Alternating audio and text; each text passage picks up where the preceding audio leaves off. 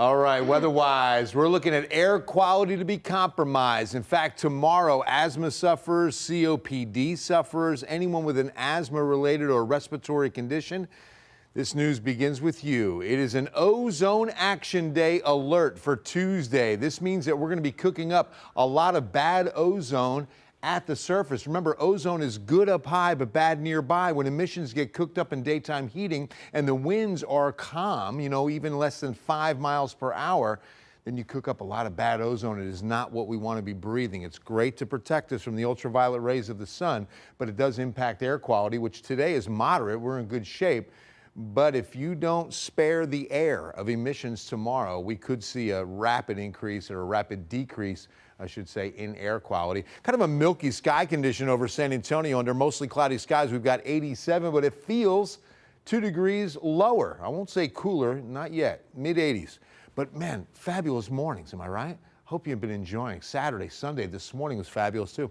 But it's because of the fact that the dew point's closer to 50 than it is 70. So if you get closer to 50 on a dew point, dry enough air is going to feel a couple of degrees lower than the actual reading. All right, now to the winds. You saw they were pretty much calm, and they're going to stay that way. This is the reason for tomorrow's Ozone Action Day. I should say one of the reasons why. When we have a ridge of high pressure on top of us, we're also trapping a lot of the pollutants in the lower level of the atmosphere. So that's part of the equation as well. On the thermometers, we've got 90 at Seguin, Stockdale, Floresville, and Lavernia. But then everybody else, upper 80s to even 82 at Bernie. That's not bad. So if you're heading out this evening, the clouds will not give way to rainfall. We're going to stay dry. I mean, you might get a sprinkle. We should be in the 70s by about 10 p.m. And I say you might get a sprinkle because there are a couple of showers out to the west. It's mainly been Del Rio up to Rock Springs.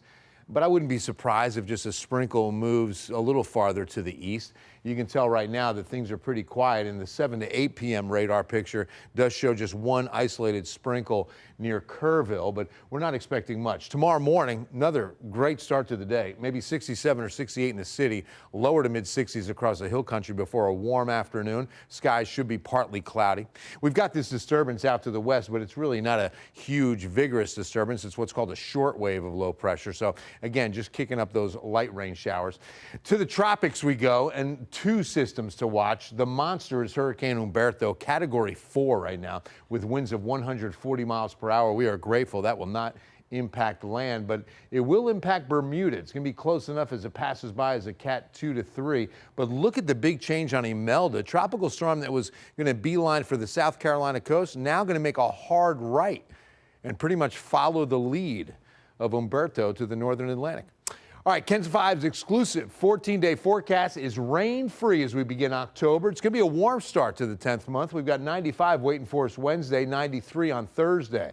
First weekend of October looks good, about 90 to 91 under partly cloudy skies. And then we should hold to some 80s, and that's where we should be as we get into the second full week of October. Sarah?